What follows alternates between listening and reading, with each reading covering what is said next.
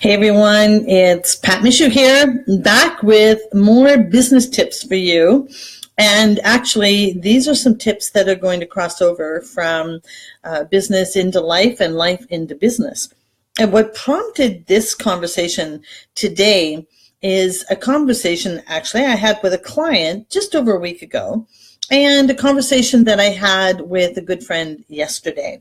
And so as I thought about the common thread in those conversations and the concerns and so on, I thought, all right, I'm going to bring this to Facebook Live. Here's the deal. I know those of us who get into business and actually in our personal lives, there are times when you're going to get into a rut. You're going to feel like you're in a rut. And I have clients often and friends who say to me, oh my gosh, you're motivated all the time. How do you do it? Well, here's a newsflash. I'm not motivated all the time. Nobody's motivated all the time.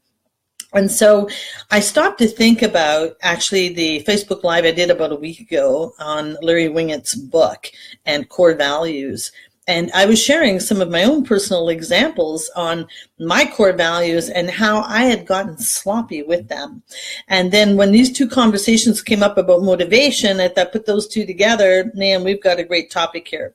So let's talk about motivation in business first and foremost. I don't know any entrepreneur or any business owner who's motivated all the time or excited all the time about their business. Sure, there's great parts about being an entrepreneur and being a business owner. Absolutely. But there's also those times and those parts of the business that doesn't really inspire anybody, but it's got to get done. And so what do you do about that? Well, one of the things we do in my business in the month of July every year, and not limited to, but most especially in the month of July, is we stop and we make the time to review everything. Processes, systems, procedures, team. And what I mean by team is responsibilities. Who has grown over the past year? Who wants to move into a different area of support in the business and so on. So I look at everything, vendors, suppliers, all of that, and what's working, what's not. What's working, of course, you're going to rinse and repeat. What's not, I need to make some decisions and make some changes. So that alone motivates me to keep going and keep busy. Now, one of the comments in the conversation with that client was coming back from vacation and getting in the game again. How do you rev up for that re-entry? And so one of the tips I shared, and I wanted to share with you because this is vacation time, prime vacation time, but for any time that you're away on for a personal break and you re-enter, one of the things I do and I make a habit of is that when we take a break, typically we'll schedule for a week.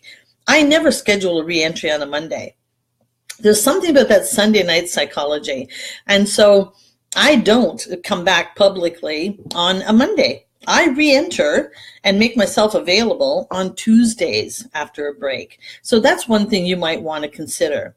The other thing that I do, and those of you who know me, this will be no surprise. Let me reach into my toolbox, as I call it, is that on the night before re-entry, I will sit down with my index card and I'll write out 3 things. 3 reasons why I love my business, 3 reasons why I'm excited to get back to work, 3 reasons why I love my clients, 3 reasons why I love my colleagues or joint ventures or what have you.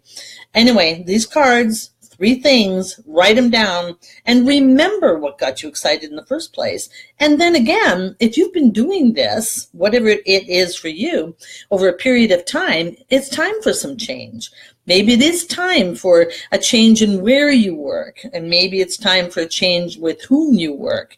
Maybe it's time to fire some clients who are draining the life out of you, and that's why you don't want to get back to work and feel motivated. So just a few small tips there on the business side of it. And so am I always motivated? No, but I surround myself with great people. So for re-entry on a Tuesday, for example, I have the best team in the world, so I'm excited to get back with them. That's one way of getting motivated and getting the juices flowing again. Now, let me talk about personal for a minute. Again, I made a confession on the last Facebook Live about getting sloppy with respect to personal. Here's one of my core beliefs. That we're not able to do good, whether in business or in life or in our family, when we don't feel good, when we don't feel good about ourselves, or we don't feel good physically. And so again, am I motivated all the time to work out and get out there and sweat or eat properly? No. I live my life on an 80-20 basis. But here are some of the tips, some of the things that I do. I change things up. In the summer, I go buy new workout clothes, so I'm not always wearing the same thing. I was gifted actually a Fitbit by one of my friends. My other Fitbit broke. And because it broke and I didn't have it on every day, I got lazy and sloppy with respect to tracking my food, because I usually do it with the Fitbit synced with my FitnessPal app on my phone. And so she gifted me the Fitbit, which was so cool. And I went out and bought different bracelets for it. So, I mean, these are little things, but they make a difference. The other thing is, I believe we get lazy. We get into a rut. And one of the beautiful things here in Ontario, where I live at the liquor store, this magazine, Food and Drink, comes out on a regular basis. Now, it also gets zapped up really quick. And so I calendar when it comes out, and I make a point, as I did on Saturday, to go out and get my copy, because I like to mix up my meals. I get in a rut. I love salmon and asparagus and a salad.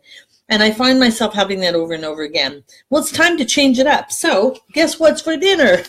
I can show you this. I'm not sure if you can see the title of the recipe. There we go. Anyway, it's trout. And with tomatoes, fresh tomatoes. And, you know, it's a good time of year to do that. I find new recipes that are very simple using seasonal products. And this is a great time for tomatoes. And so I'm going to be having some trout this week instead of the usual salmon. So do some little things. The other thing that I did with respect to exercise, I get bored. I get bored easy. I'm sure some of you do. And so I had quit working out with my trainer in January and moved on into yoga, walking, meditation, some different aspects. And then again, I get bored. So I met up with him. I was walking actually in the village here, and he said, hey, time for you to come back. And you know what? It was, and it is, because again, I was getting sloppy with the exercise. So I signed on back with him for some weightlifting and strength and core training. Today was training session 3. And so, you know, I'm motivated again, because working with him drives results, and it gets my adrenaline going. And while it hurts so bad, it also feels really good. So those are some tips for you. Are we motivated all the time? No, nobody is. But it's personal responsibility. Personal responsibility. What am I going to do? Now, the other thing, you know, I mentioned the conversation with my good friend yesterday. The other thing we need to do when you're feeling in a slump is reach out and ask for help, which is what both of them did, my client and my friend. Reach out for help, and reach to somebody who inspires you and who encourages you and who's doing what you want to be doing, and say, you know, I'm in a rut.